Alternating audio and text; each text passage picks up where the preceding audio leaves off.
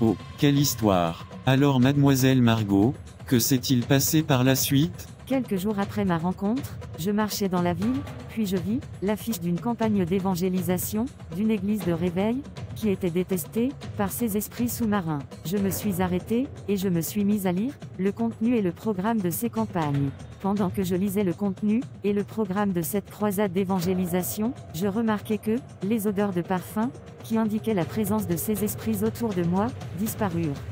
Il faut noter que cette affiche contenait l'onction du Saint-Esprit, et les esprits ne pouvaient pas la supporter, raison pour laquelle ils se sont éloignés, pendant que je lisais cette affiche évangélique. Après avoir lu cette affiche, je me suis éloignée, et j'ai continué mon chemin. Immédiatement je reçus un appel téléphonique, de la reine-mère. Furieuse, la reine-mère lui demanda: Pourquoi est-ce que tu t'es arrêté pour lire cette affiche d'évangélisation? Pourtant, je t'avais défendu de fréquenter ces églises, alors pourquoi tu t'es donné la peine de t'arrêter et même de lire ce programme?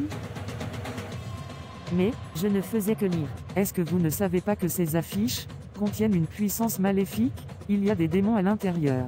Si tu continues comme ça, tu vas mourir. Nous pouvons te tuer par accident. Oh non, je m'en excuse.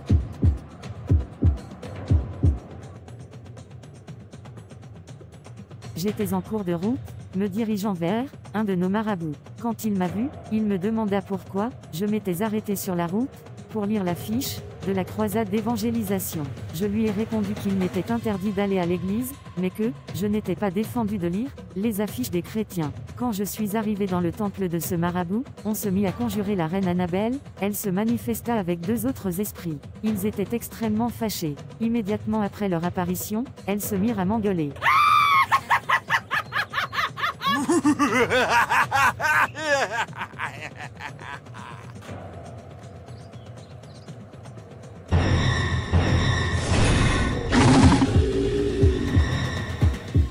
Si tu continues à agir comme ça, nous allons devoir te tuer, parce que nous savons que tu as l'intention de finir par devenir membre de ces églises. Tu ne sais pas ce que font tous ces pasteurs, avec leurs dépliants et leurs affiches. Ces pasteurs et leurs églises ne vous donneront jamais d'argent. Et oui, c'est nous les gentils, et eux ce sont les méchants. Margot, ne nous désobéis plus jamais. Après avoir insulté les églises, ils m'ont doté de pouvoirs de domination sur les hommes. Quand les hommes vous donneront de l'argent, vous ferez des incantations sur cet argent, et vous allez le jeter dans la rivière. Comme conséquence, les finances et les chances de ces hommes deviendront les nôtres. Ils seront dans des difficultés, et dans la pauvreté.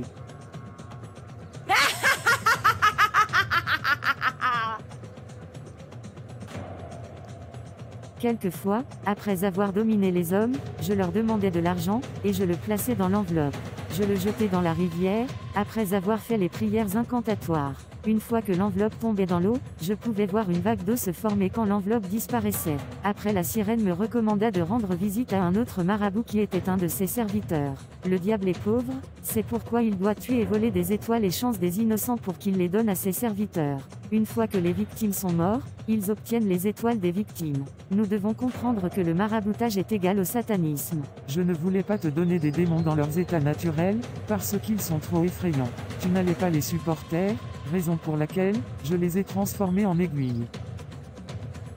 Plus tard, je suis parti faire des incantations à 22h, pour que la sirène se manifeste avec l'argent, mais la sirène ne pouvait pas se manifester. Après mes prières, elle m'appela et me dit: il y a quelque chose qui l'empêche de se manifester avec argent, que je verrai la raison pour laquelle elle ne pouvait se manifester et opérer sur ma parcelle. Quand je suis entré à la maison, j'ai vu ma famille en train de regarder la télévision chrétienne, et il y avait un pasteur qui prêchait l'évangile sur cette chaîne évangélique de réveil. La sirène me dit: il y avait une puissance qui sortait de la télévision, et qui nous empêchait de faire notre opération, pour vous faire parvenir de l'argent. C'est à cause de l'esprit maléfique, et de la puissance négative, venant de la télévision, que nous sommes incapables d'exécuter notre opération, afin de vous fournir l'argent. Bien-aimé, le diable est un menteur. La télévision chrétienne que ma famille regardait, avait amené la présence de Dieu, et l'onction du Saint-Esprit, dans la maison, et ceci a empêché les esprits d'opérer dans notre parcelle.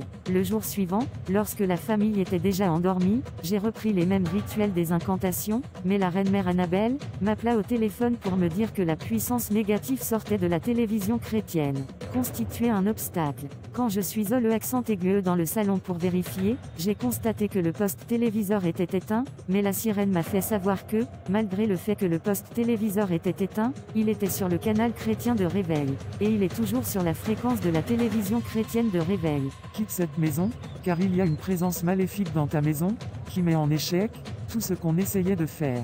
Si vous ne quittez pas votre maison, ne me dérangez plus pour l'argent. Notre problème est la force et la puissance qui sortaient du canal que votre famille regarde tous les jours. La puissance de la chaîne chrétienne que votre famille regarde tous les jours, nous empêche de travailler dans votre parcelle. Vous devrez quitter votre maison. Mais où vais-je donc aller ? Vous êtes une femme, et nous vous avons donné le pouvoir de domination. Vous pouvez l'utiliser pour imposer votre volonté sur les hommes. Je fais tout ce que vous me demandez, mais je n'ai toujours pas reçu l'argent que je voulais.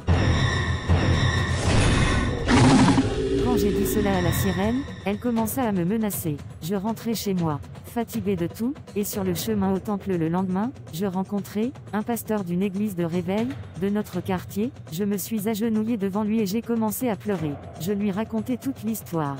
Le lendemain, le pasteur m'amena sur une montagne de prière, où les chrétiens de la capitale allaient pour prier, et quand il a commencé la prière de délivrance, la sirène Annabelle et les esprits du monde sous-marin ont commencé à se manifester. Margot, tu as osé nous faire cet affront. Tu vas nous le payer très cher, nous te rendrons folle, et te tuerons, tu es à nous. Après ma délivrance, ce fut la persécution sur tous les plans. Je fus même attaqué par l'un des marabouts physiquement. Peu de temps après, il mourut. Waouh. Alors, je rendis témoignage publiquement, à l'église, étant touché par mon histoire, mon pasteur de l'église de réveil, me paya mon billet d'avion, les $6 000, et je pus continuer mes études, avec de l'argent pur et sain. Waouh. Donc finalement vous êtes parti au Canada. Oui, actuellement, je suis dans l'abondance, et mes revenus sont tous sanctifiés, par le sang de Jésus-Christ. Ouf, quelle histoire, j'en ai des gouttes de sueur. Qu'avez-vous à nous dire avant qu'on ne se sépare ? Et mon Dieu pourvoira à tous vos besoins, selon sa richesse, avec gloire, en Jésus-Christ. Béni soit le Dieu et Père de notre Seigneur Jésus-Christ, qui nous a bénis, de toute bénédiction spirituelle, dans les lieux célestes en Christ. Éphésiens 1 verset 3. À notre Dieu et Père, soit la gloire au siècle des siècles. Ne courez pas derrière l'argent, mais recherchez le Dieu qui l'a créé, en premier, lui il vous comblera, au-delà de vos attentes et espérances. Merci beaucoup mademoiselle Margot pour le temps de partage, soyez abondamment bénis. Merci de nous avoir suivis chers téléspectateurs, sur mes plus grands secrets et surtout, n'oubliez pas de vous abonner. Abonnez-vous.